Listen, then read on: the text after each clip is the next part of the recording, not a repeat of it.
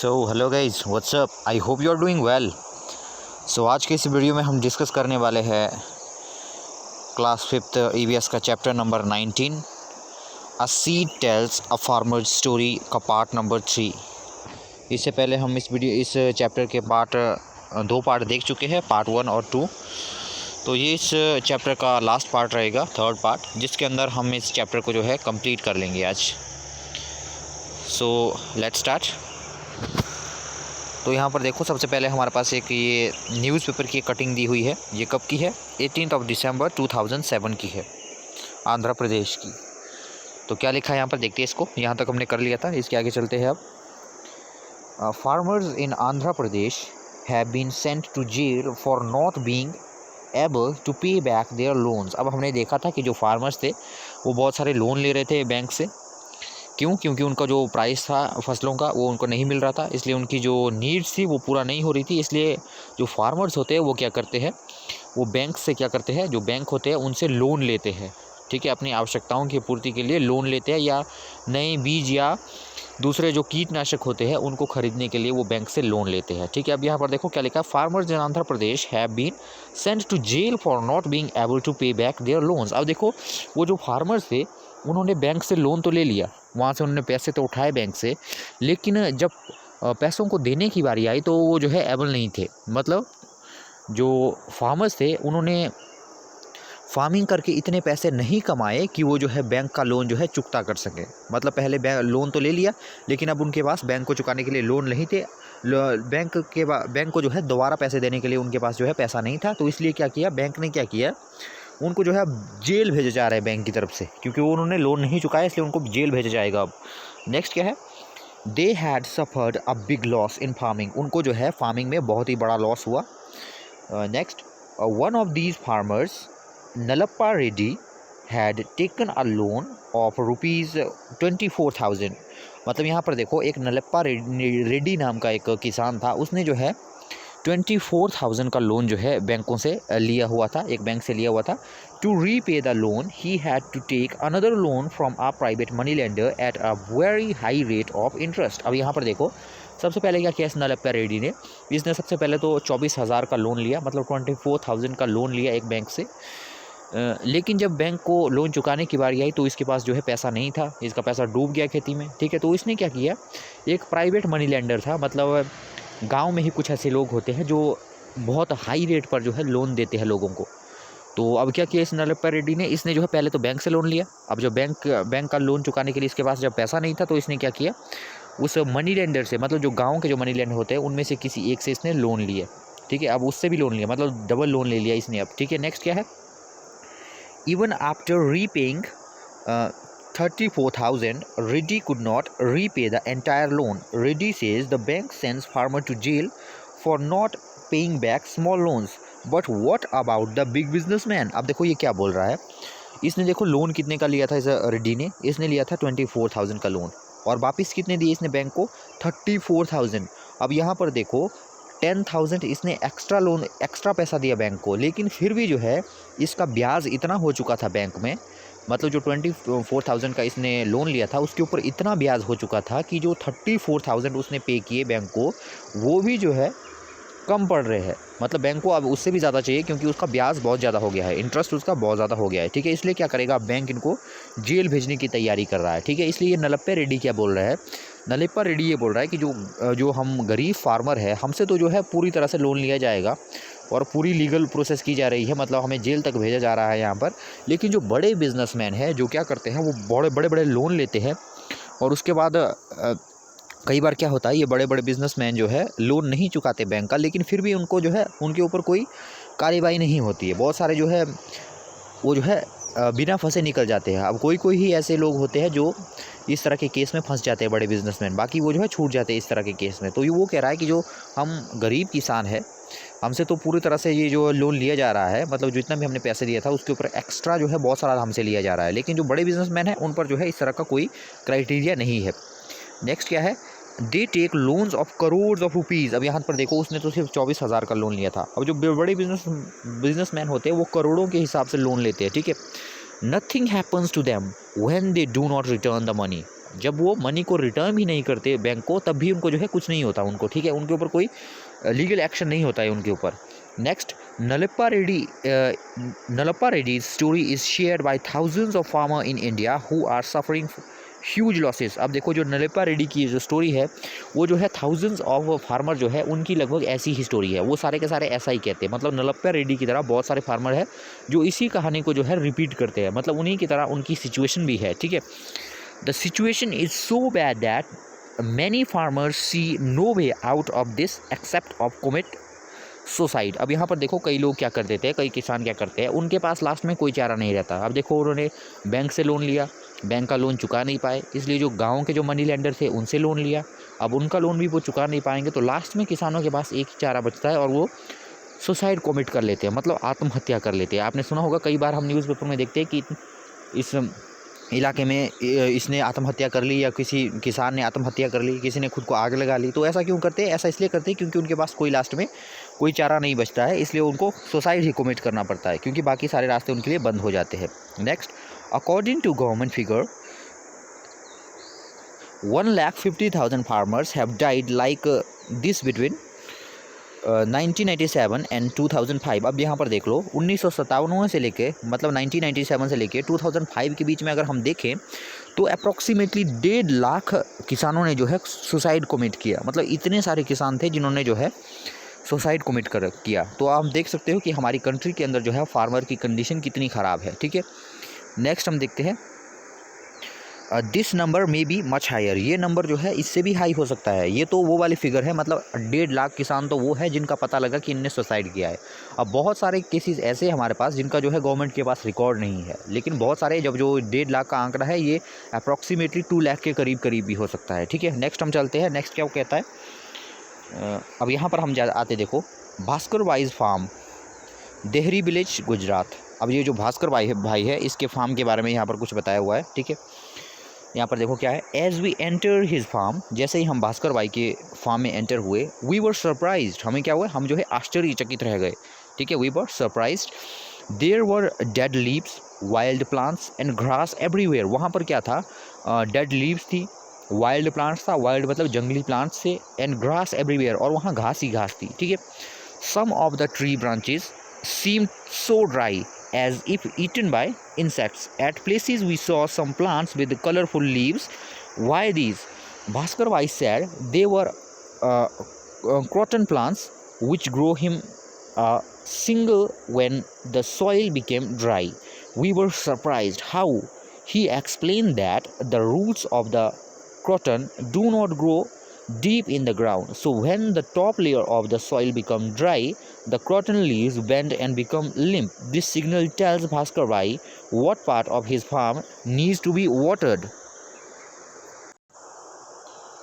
अब ये जितना भी हमने ये पैराग्राफ यहाँ पर पढ़ा इसके बारे में मैं आपको बताता हूँ। नाउ अभी तक तो हमने देखा कि जो फार्मर्स हैं उनकी कंडीशन काफ़ी ख़राब थी हमारी कंट्री में, लेकिन बहुत सारे हमारे किसान ऐसे भी है हमारी कंट्री में जो काफ़ी एडवांस है, मतलब उनके पास बहुत सारे एडवांस तरीके हैं जिनसे वो जो है काफ़ी कम एक्सपेंसेस जो है, मतलब काफ़ी कम खर्चों में जो है काफ़ी अच्छी फसलों को वो पैदा करते हैं। उन्हीं में से एक मॉडर्न जो फार्मर हमारे पास है वो है यहाँ पर हमारे पास भास्कर भाई। मतलब ये काफ़ी उनके पास काफ़ी यूनिक टेक्निक है जिससे ये जो है काफ़ी ज़्यादा प्रॉफिट कमाते हैं फार्मिंग से। तो यहाँ पर देखते हैं ये क्या क्या करते हैं। जो ये भास्कर भाई है हमारे पास, इन्होंने जो सबसे पहले तो जब उनके फार्म में एंटर किया तो वहाँ पर देखा कि अलग ही तरह की वहाँ पर सिचुएशन थी। मतलब बहुत सारा घास उगा हुआ था, बहुत सारे अलग अलग टाइप के वहाँ पर प्लांट थे। एक अलग टाइप का वहाँ पर प्लांट लगा हुआ था, क्रॉटन प्लांट, ठीक है। कॉटन नहीं, ये क्रॉटन था, ठीक है। ये क्रॉटन क्या होता है, क्रॉटन एक ऐसा प्लांट होता है जिसकी जड़ें काफ़ी छोटी छोटी होती है, मतलब इस तरह से काफ़ी नीचे नहीं जाती है, नीचे नहीं जाती इस घास की जड़ें, ठीक है। इस घास की जड़ों से इस मतलब ये जो घास है, ये जो क्रॉटन का जो प्लांट है, इससे जो है आप ये पता लगा सकते हैं कि एक जो हमारे पास जो सॉइल है उसके अंदर वाटर का लेवल कितना है। मान लो यहाँ पर ये सॉइल है, अब ये जो क्रॉटन का प्लांट है इसकी जड़ें काफ़ी नीचे तक नहीं जाती है। इसका मतलब ये कि अगर जो है हमारी जो सॉइल होगी उसमें अगर ऊपर से यहाँ पर अगर हमारे पास वाटर है, मतलब वाटर का कंटेंट अगर काफ़ी है, तब तो ये क्रॉटन के प्लांट क्या करेंगे, ग्रो करेंगे। लेकिन मान लो यहाँ पर जो है ये धरती सूख गई है, यहाँ पर जो है इस एरिया में जो है ऊपर वाला जो सारा का सारा पानी था वो जो है सूख गया है, ठीक है। तो उस केस में क्या हो जाएगा, ये प्लांट जो है ड्राई हो जाएगा और सूख जाएगा, ठीक है। उससे जो है भास्कर भाई को पता लग जाता है भास्कर भाई को पता लग जाएगा कि कौन सा एरिया मेरे फील्ड में ऐसा है जहाँ पर जो है पानी की ज़रूरत है, तो उस हिसाब से जो है वो पानी वहाँ पर देगा। अब ऐसी टेक्निक ऐसे एरिया में यूज़ किया जाती है जहाँ पर जो है पानी की काफ़ी किल्लत होती है, मतलब पानी काफ़ी कम होता है। अब पूरे खेत को सींचने के लिए तो पानी नहीं है, तो इसलिए वो प्लेस जहाँ पर जो है पानी की ज़रूरत होगी वहाँ पर जो है पानी दिया जाएगा। और उसका सिग्नल हमें कैसे आएगा? उसका सिग्नल जो है भास्कर भाई को आता है इस क्रॉटन प्लांट के मुरझाने से। जहाँ पर इस तरह के ये क्रॉटन प्लांट जो है उसके फील्ड में मुरझा जाते हैं, वहाँ पर जो है वाटरिंग करता है वो, मतलब पानी देता है वहाँ पर उस एरिया में वो, ठीक है। तो ये सिग्नल की तरह काम करता है ये croton plant.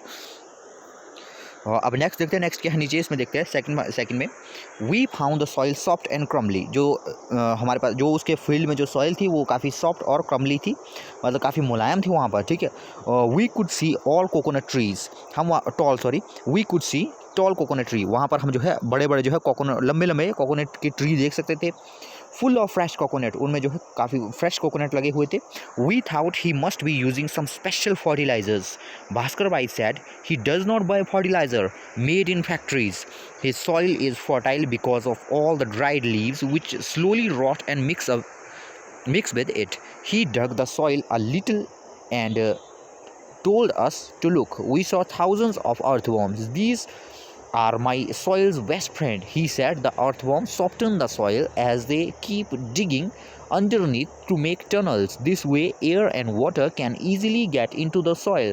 The earthworm also eat the dead leaves and plant and their dropping fertilize the soil. अब यहाँ पर देखो क्या है, अभी तक हमने क्या देखा कि जो फार्मर थे हमारे वो क्या करते थे, वो जो है फैक्ट्री से बने हुए जो फर्टिलाइज़र होते थे, जो काफ़ी महंगे होते थे, काफ़ी एक्सपेंसिव होते थे, उनको खरीदते थे, ठीक है। अब बहुत सारा जो है वो काफ़ी एक्सपेंसिव, काफ़ी ज़्यादा खर्चा उनका जो है उन फर्टिलाइज़र को खरीदने में लगता था, ठीक है।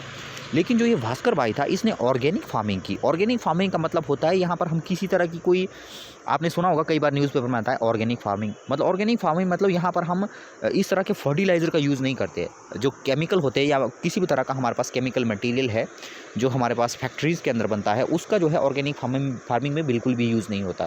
यहाँ पर सारा का सारा हमारे पास जो है नेचुरल होता है। जैसे मान लो जैसे गोबर हो गया, कोई दूसरी चीज़ें हमारे पास हो गई, जितनी भी मतलब नेचुरल चीज़ें, मतलब जो प्राकृतिक रूप से हमें मिल रही है उसी का यूज़ करके जो है यहाँ पर ये वाली फार्मिंग जो है की जाती है। जैसे देखो ये भास्कर भाई क्या बोलता है, भास्कर भाई ये बोलता है कि जो मेरे फील्ड में ये जो अलग अलग तरह के प्लांट हैं, जब ये इन प्लांट्स की पत्तियां गिर जाती है तो ये जो इनके प्लांट की पत्तियां जब गिर जाती है तो इनकी पत्तियां सूख कर जो है, जैसे इनकी जो पत्तियां होती है वो सूख कर ही मेरे खेत में जो है ऑर्गेनिक मैटर का काम करती है, ठीक है, मतलब खाद इत्यादि बनाने का काम करती है। अब उसने ये भी कहा कि जो मेरा ये खेत है, अब जो उसका खेत है वहाँ पर जो है काफ़ी ज़्यादा मात्रा में अर्थवॉर्म भी है, ठीक है। उसने वहाँ पर अर्थवॉर्म को भी इंट्रोड्यूस किया है। अर्थवॉर्म का मतलब होता है केंचुए, आपने केंचुओं को देखा होगा, ठीक है। जो ये अर्थवॉर्म होते हैं इनको जो है फार्मर्स का फ्रेंड भी कहा जाता है, इनको किसानों का दोस्त भी कहा जाता है। इन केंचुओं को आपने देखा होगा, केंचुए है ना, इनको जो है फार्मर्स का जो है दोस्त भी कहा जाता है। फार्मर्स का दोस्त इनको इसलिए कहा जाता है क्योंकि ये जो सॉइल है ना उसको मुलायम कर देते हैं। आप कभी भी देखना, जब भी आपको कहीं अर्थवॉर्म मिलेगा तो अर्थवॉर्म की जहाँ पर आपको मिलेगा वहाँ पर देखना उसने ज़मीन को जो है कैसे काफ़ी मुलायम कर दिया होता है, काफ़ी ज़्यादा सॉफ्ट कर देते हैं ये अर्थवॉर्म जो है उसको, मतलब कुरेद के उसको जो है काफ़ी सॉफ्ट कर देते हैं ये, ठीक है। तो इससे क्या होता है, फार्मिंग करना आसान होता है किसानों के लिए, तो इसीलिए जो है इन अर्थवॉर्म को जो है उनका फ्रेंड भी कहा जाता है। अब जो ये बहुत सारे जो ये लीव्स गिरी हुई है उसके गार्डन में, उसका जो फील्ड है उसमें जो है बहुत सारी लीव्स गिरी हुई है, तो उसमें क्या करते हैं ये अर्थवॉर्म जो है उन पत्तियों को भी जो है छोटे छोटे टुकड़ों में बांट कर जो है उसको जो है सॉइल में ही कन्वर्ट कर लेते हैं। अब जो काफ़ी न्यूट्रिएंट रिच जो है सॉइल हो जाती है, ठीक है। तो ये अर्थवॉर्म काफ़ी बड़ा जो है मेजर रोल जो है प्ले करते हैं भास्कर भाई के जो वो फील्ड था उसके अंदर, ठीक है। और दूसरा ये कहता है पहले तो जैसे जो लोग गए उसके खेत में उनको जो है यकीन नहीं हो रहा था, वो सोच रहे थे कि भास्कर भाई जो है बहुत ही महंगे फर्टिलाइज़र का यूज़ करता था। लेकिन जब उस भास्कर भाई ने बताया, भास्कर भाई ने उनको प्रूफ दिया, उसने अपनी ज़मीन में थोड़ा सा डग किया, मतलब यहाँ पर देखो थोड़ा सी उसने मिट्टी कुरेदी और फिर उसको लोगों को दिखाया कि यहाँ देखो इस तरह से जो है अर्थवॉर्म मेरे खेतों में जो है काम करते हैं, और इस तरह से जो है जो मेरी ये सॉइल है यहाँ पर इस तरह से फर्टिलाइजर है, यहाँ पर देखो कितनी सॉफ्ट और क्रम्बली है ये, ठीक है। तो इस तरह से उसने उनको बताया वहाँ फार्मर्स को। नेक्स्ट क्या है हमारे पास, देखो Praveen told us about his uncle in the city. अब प्रवीण ने जो है अपने अंकल के बारे में बताया जो कि सिटी में रहते हैं। Who has dug a pit in his garden, उन्होंने जो क्या किया है अपने गार्डन में जो है एक पिट जो है डग की है, मतलब पिट का मतलब इस तरह से एक छोटा सा उन्होंने गड्ढा खोदा हुआ है, ठीक है, अपने गार्डन के अंदर। नेक्स्ट क्या है, he puts dried leaves in the pit, वो क्या करते हैं इस पिट के अंदर ड्राई लीव को डालते रहते हैं। ड्राई लीव का मतलब जो सूखी पत्तियाँ हैं उसको जो है डालते रहते हैं। Along with all the kitchen waste, अब जितना भी उनका जो किचन वेस्ट होता है, जैसे मान लो सब्जियों का वेस्ट हो गया, जो बचा हुआ खाना होता है पुराना, उसको वो हो गया, उसको क्या करते हैं वो इस पिट में डालते हैं जो उन्होंने बनाई हुई है। अब बहुत सारी लीव्स भी इसके अंदर होती है, बहुत ज़्यादा ऑर्गेनिक वेस्ट भी इसके अंदर होता है, मतलब सब्जियों का वेस्ट, मतलब दूसरा वेस्ट कोई भी है तो वो जो है इसके अंदर इसको डाल देते हैं। ठीक है, peels of vegetable and fruits, मतलब छिलके जो होते हैं फ्रूट्स और वेजिटेबल के, उनको डाल देते हैं। ठीक है, and left for our food he also has earthworms in the pit, वो क्या कर देते हैं इसके अंदर अर्थवॉर्म को भी डाल देते हैं। अब देखो जो ये सारा का सारा मटेरियल होगा, इनको अर्थवॉर्म जो है तोड़कर जो है काफ़ी छोटे छोटे टुकड़ों में कन्वर्ट करके उसको खाद के अंदर कन्वर्ट कर देता है। ठीक है, मतलब मैन्यूर के अंदर कन्वर्ट कर देता है। ठीक है, अब मैंने आपको एक चीज़ कल बताई थी, एक मैन्यूर होता है, एक फर्टिलाइज़र होता है। ठीक है, मतलब एक खाद होता है, एक उर्वरक होता है। मैन्यूर हम कहते हैं मतलब जो खाद हमारे घर में बनती है, जैसे आपने देखा होगा आपके घर में जो हमारा गोबर से जो खाद बनती है, जिनको केंचुओं के द्वारा बनाया जाता है, उसको हम कहते हैं मैन्यूर। ठीक है, वो हमें नेचुरली मिलती है, उनको हम कहते हैं मैन्यूर। लेकिन जो खरीद कर करते हैं हम जिस खाद को, ठीक है, उसको हम कहते हैं फर्टिलाइजर, मतलब जो फैक्ट्रीज़ के अंदर जो बनती है जो खाद, उनको हम जो है फर्टिलाइज़र कहते हैं। अब ये फर्टिलाइज़र और मैन्यूर के बारे में आप बाद में पढ़ेंगे, लेकिन अभी आपने बस इतना याद रखना कि जो नेचुरली मिलते हैं उनको मैन्यूर कहते हैं, मतलब जो प्राकृतिक रूप से मिलते हैं, और जो हमें फैक्ट्री से मिलते हैं जो खाद, जो मतलब जो उनको हम जो है उर्वरक कहेंगे। ठीक है, मतलब या उनको जो है फर्टिलाइज़र कहेंगे।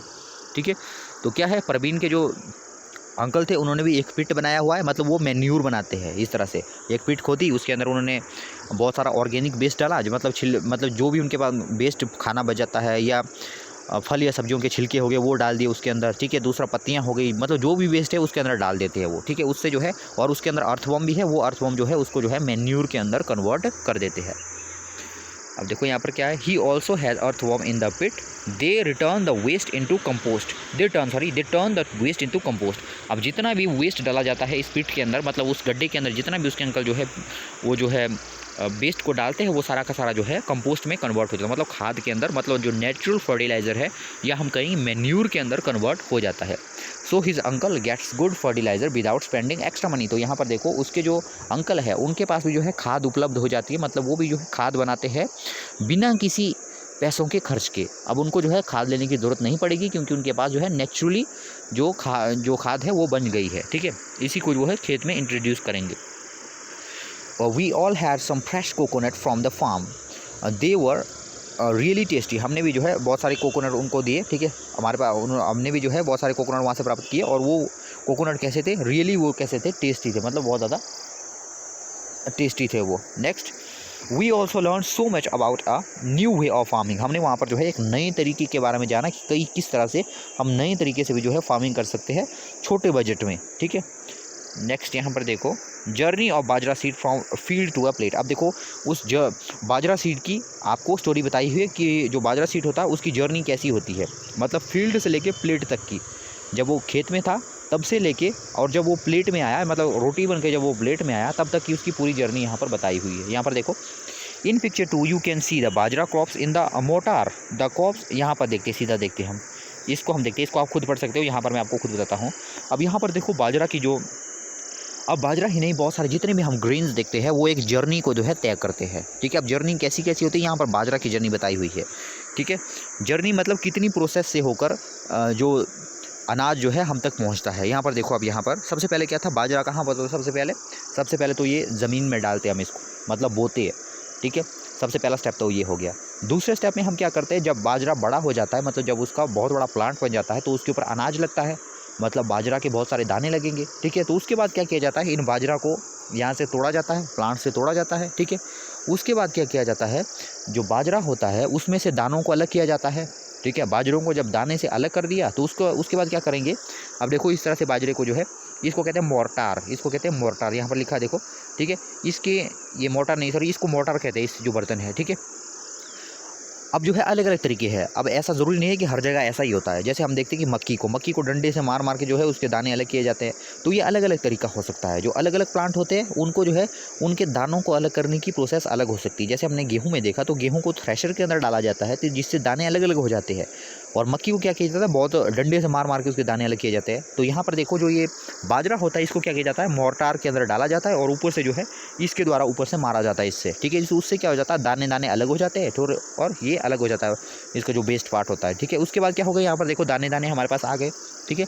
उसके बाद इसको क्या करते हैं, उसके बाद इसको क्रश करते हैं। क्रश मतलब इसको जो है पहले अब दानों की रोटी तो हम बना नहीं सकते, जैसे मक्की हो गया, गेहूँ हो गया, बाजरा हो गया, अब सीधे ही उनकी रोटी थोड़ी बना सकते हैं हम। तो उसके लिए क्या करते हैं, उनको हम क्रश करते हैं। पहले क्रश करते हैं मतलब उनको ग्राइंड करते हैं, ठीक है। मतलब उसको काफ़ी पाउडर में कन्वर्ट कर देंगे, उन दानों को जो है पाउडर में कन्वर्ट कर दिया जाता है, ठीक है। आपने देखा होगा मशीन में या लोकल तरीके से भी, जो चक्की में, जैसे आपने देखा होगा कहते हैं कि चक्की पीसनी है तो चक्की में क्या करते हैं, इन दानों को डाला जाता है और इन दानों को जो है ज़ोर ज़ोर से इस तरह से घुमाया जाता है गोल गोल इसको, ठीक है, एक बड़े पत्थर से। तो उससे क्या हो जाता है, वो सारे के सारे दाने जो है पाउडर बन जाते हैं इस तरह से, ठीक है, जिसको क्या आटा कहते हैं बाद में, ठीक है, उसमें कन्वर्ट हो जाता है। अब ये देखो यहाँ पर आटा बन गया। अब इसको क्या करेंगे, हम पानी के साथ इसको गूंथते हैं, ठीक है। पानी के साथ गूंथ के क्या करते हैं, इसकी अब जाके इसकी जो है हम रोटी बना सकते हैं। और लास्ट में हम देख सकते हैं यहाँ पर देखो प्लेट में हमारे पास लास्ट में क्या बन गई, ये हमारे पास रोटी बन गई, ठीक है। तो यहाँ पर देखो कोई भी सीड हो, अब ये बाजरा की ही बात नहीं है, ये सिर्फ बाजरा की ही बात नहीं है, जितनी भी आप वो ले वो कि कोई भी फसल ले लो, वो जो है एक पर्टिकुलर जर्नी को जो है तय करते हैं। अब यहाँ पर देखो कितनी बड़ी जर्नी थी इस बाजरा के सीड की, यहाँ से लेके यहाँ तक जो है इसकी जर्नी थी, ठीक है। नेक्स्ट हम चलते हैं। सो ये हमारा चैप्टर कंप्लीट हो गया, यहाँ पर चैप्टर नंबर 19। तो आज हमारा ये चैप्टर पूरा का पूरा कंप्लीट हो गया। तो कल हम डिस्कस करेंगे चैप्टर नंबर 20 को। चैप्टर नंबर 20 हम कल से लेके स्टार्ट करेंगे। सो आई होप कि आपने वीडियो को एंजॉय किया होगा। मिलते हैं नेक्स्ट वीडियो में, तब तक के लिए गुड बाय।